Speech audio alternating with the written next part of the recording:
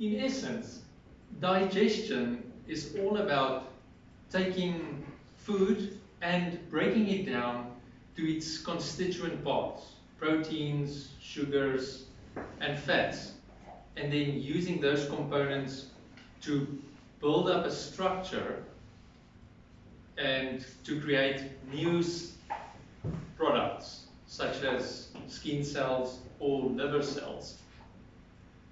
A good metaphor for today would be artificial intelligence models, such as ChatGPT, which consumes and digests tons and tons of data, breaks it down into its constituent parts of text, video, and images, and builds up a new model into something more useful for a particular purpose.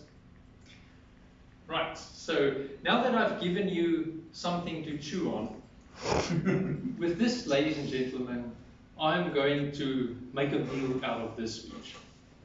In this 3-course meal, I'm going to show you the relationship people have with food and why what happens inside our bellies can affect our brains.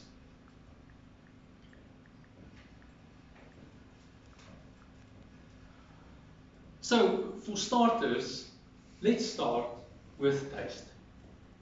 There are 4 main things that influence taste: sugar, salt, fat, and acid. Sugar and fat we've evolved to crave because of the necessary energy that it provides our bodies. Fat itself does not taste like much, but it does allow the flavor molecules to dissolve inside the fat, making the taste linger for longer inside our mouths, which will explain why fast food, which contains lots of fat, can be so addictive. Scientists have also realized that they should guard against what they technically call sensory-specific satiety, which is just a really, really fancy way of saying that your taste buds become full really quickly for tasting the same thing over and over and over again.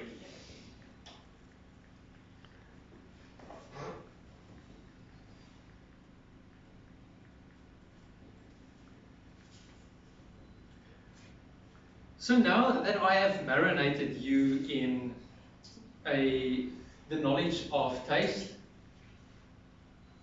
for this main course, I need to ask you to conjure up an event, and I'm sure some of us have been there, over like a family gathering, like Easter or Christmas, where you've eaten so much, let's say chicken, and you thought to yourself, I'll never eat again.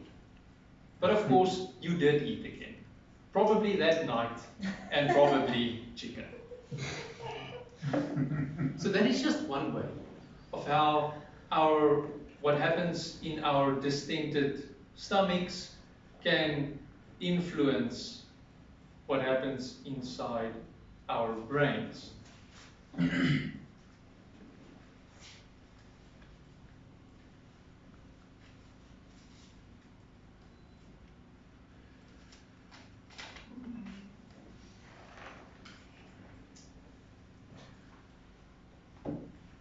Now, I know that this main course was a little bit of a mouthful, so I'm going to wait on dessert before we go to dessert, I want to tell you about a time I spent in the kitchen while we wait for this lifeless mass to slowly wind its way down your digestive tract at the speed of continental drift.